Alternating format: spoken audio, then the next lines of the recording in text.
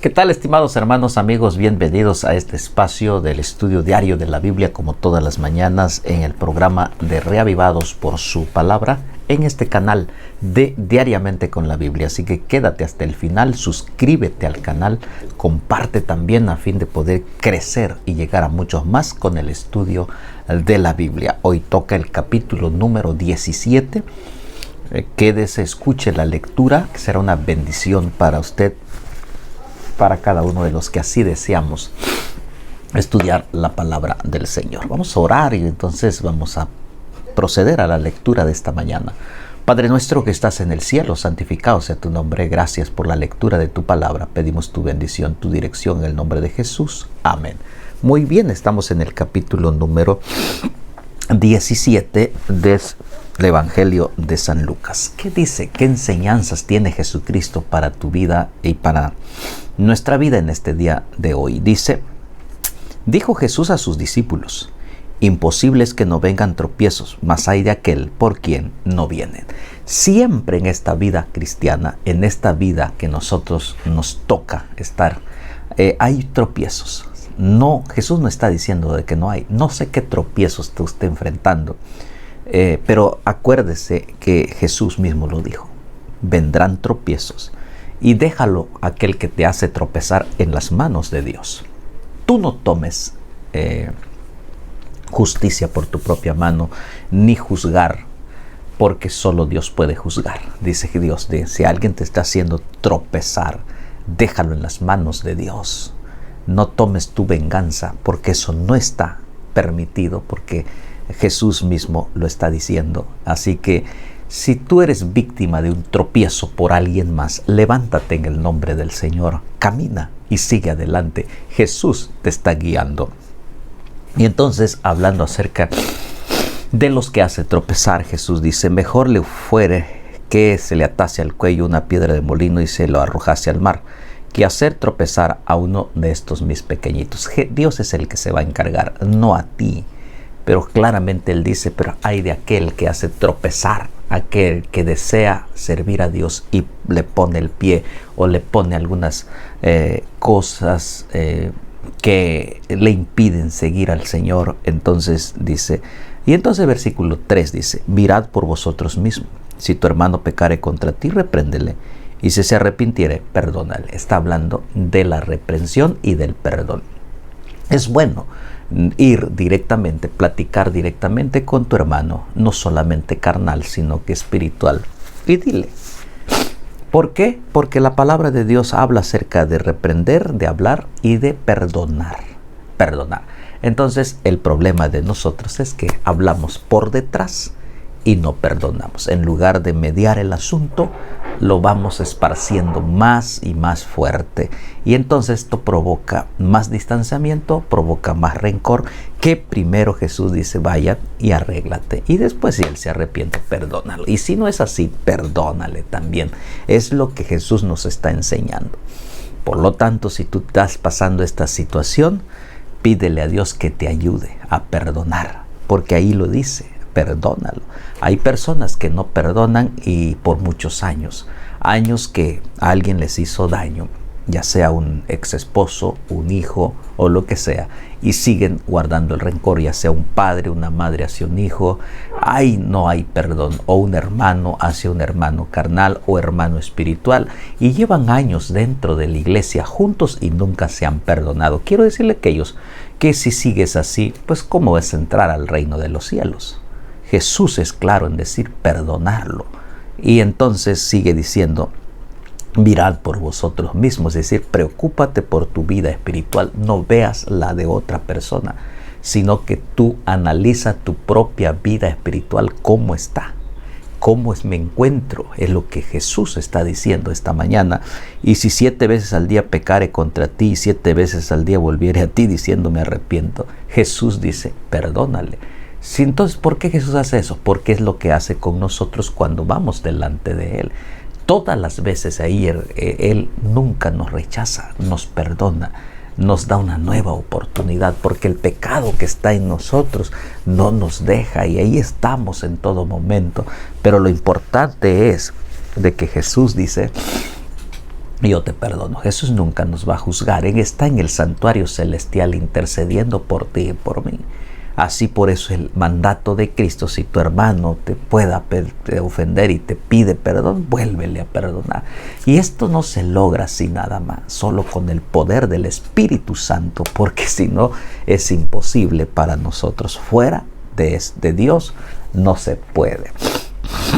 Dijeron los apóstoles al Señor: aumentanos la fe. Entonces el Señor dijo: si tuvieres fe como grano de mostaza, podrías decir a este sicómoro: desarráigate y plántate en el mar, y obedecería. La fe, esa es bien importante en la vida del cristiano. ¿Por qué no esta mañana decirle: Señor, aumentanos la fe? Los discípulos tenían ese anhelo en su corazón, decir: Señor, queremos tener fe. Y yo creo que usted que está viendo ahora quiere tener fe. Pues sigamos el ejemplo de los discípulos y podamos decir en este momento, en esa enfermedad que se encuentra, en ese problema, en ese tropiezo que usted se encuentra, o en ese rencor que usted tiene, dile: Señor, auméntame la fe a creer que tú puedes, para que yo pueda perdonar a la persona que te hizo daño, te dañó, te arrastró. Dile: Señor, auméntame la fe. Y Dios dice que sí está dispuesto a hacer ese aumento de fe en nuestra vida y en nuestro corazón. Y entonces es lo que los discípulos querían, anhelaban: aumentanos la fe. ¿Quién de vosotros, teniendo un siervo o que ara y apacienta ganado, al volver el del campo le dice: pasa, siéntate a la mesa? ¿No le dice más bien: prepárame la cena, cíñete y sirven hasta que haya comido y bebido, después de esto come y bebe tú? ¿Acaso da gracias al siervo porque hizo lo que se le había mandado? Pienso que no. Así también vosotros, cuando hayáis hecho todo lo que os ha sido ordenado, decid: siervos inútiles somos, pues lo que debíamos hacer, hicimos.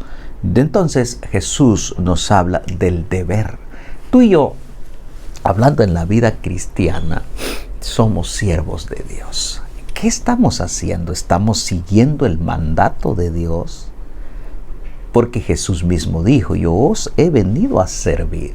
Los discípulos estaban más empeñados en que se les sirviera a ellos. Y por último, el siervo. Jesús dijo: entre vosotros no es así.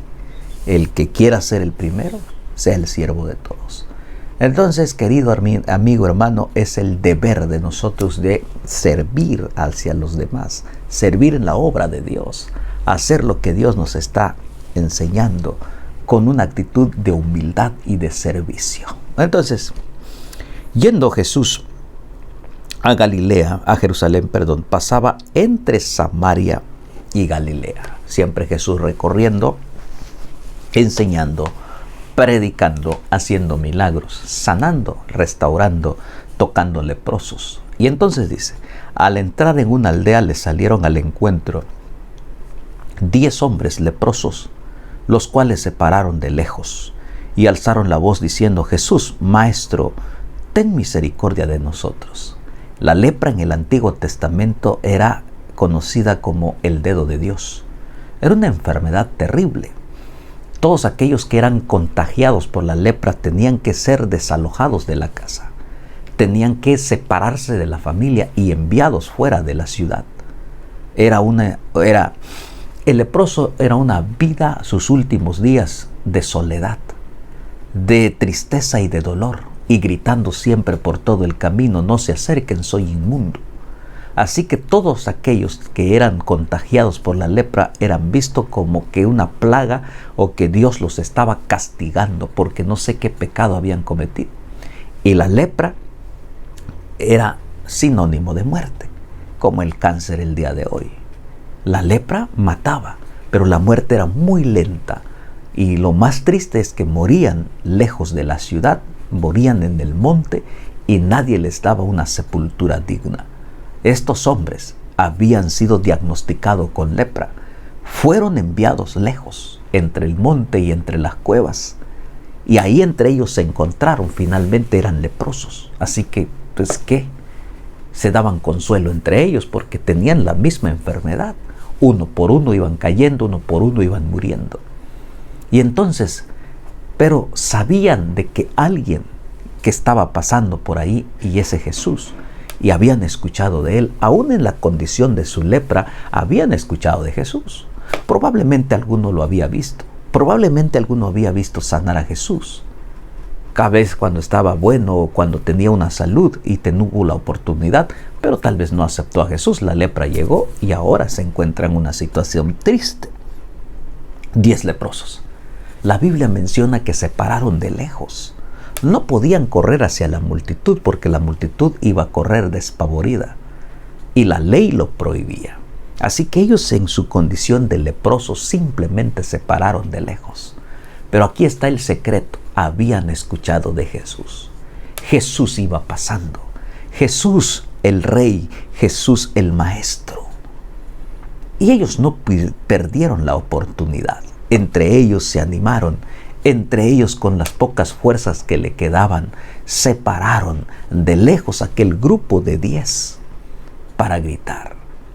Querido amigo, querido hermano, la lepra, hoy puedes decir que pues la lepra ahora tiene cura, pero hay una lepra mucha más peligrosa y más dolorosa que te arrastra y te hace vivir en la soledad, y es la lepra del pecado.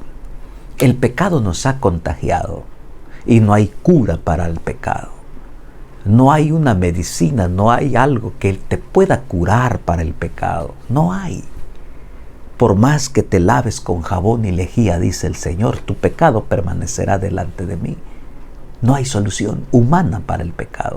Y el pecado enferma, el pecado te aísla, el pecado te destruye, el pecado te lleva a la desgracia, el pecado te hace separar de tus seres queridos, de Dios. El pecado te hace vivir en la oscuridad, en la enfermedad, y poco a poco vas muriendo en la soledad, en la tristeza, sin Dios y sin esperanza. Eso es lo que trae el pecado, estimado hermano, amigo. Sin embargo, Jesucristo va pasando, porque Cristo murió en la cruz del Calvario, y al derramar su sangre en la cruz del Calvario nos ha sanado. Isaías 53 dice que Él cargó nuestras enfermedades y nuestros dolores. Toda enfermedad del pecado, Cristo la cargó en la cruz del Calvario. Así que tú no tienes por qué andar lejos. Jesús está allí. Así que párate, no a la distancia, acércate a Jesús. Jesús nunca te va a condenar. Jesús quiere sanarte, quiere limpiarte, quiere restaurarte, quiere ponerte un corazón nuevo. Y entonces dice la palabra de Dios, alzaron la voz. Versículo 14, esto es muy maravilloso. Cuando Él los vio, le dijo, id y mostraos a los sacerdotes. Y aconteció que mientras iban, fueron limpiados. Jesús los vio con misericordia y les dijo, muestren al sacerdote. ¿Por qué Jesús hubiese podido ahí limpiarlos? No, requiere obediencia. Jesús le dijo, vayan y muéstrense al sacerdote. Ellos podían haber dicho, pues si el sacerdote nos despreció, el sacerdote nos rechazó, el sacerdote nos envió aquí, ¿cómo podemos ir? Porque en aquel tiempo el sacerdote es el que daba el veredicto de que si era lepra o no era lepra. No era un médico, era el sacerdote.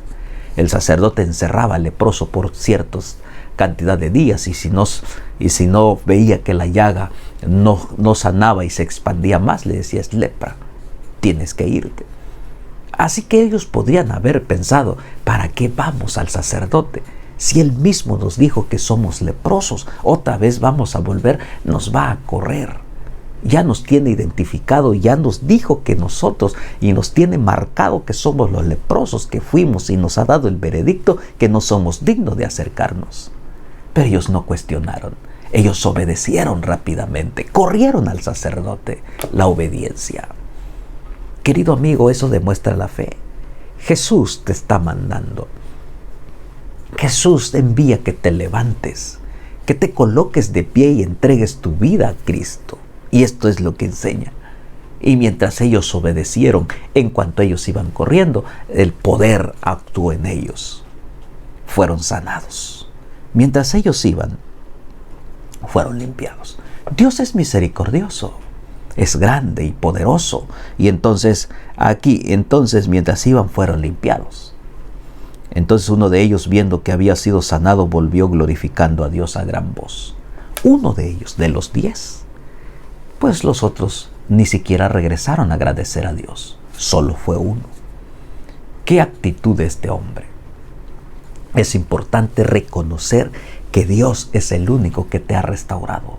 Y tú tienes que arrodillarte y agradecer a Jesús. Tú y yo tenemos mucho que agradecer a Jesús.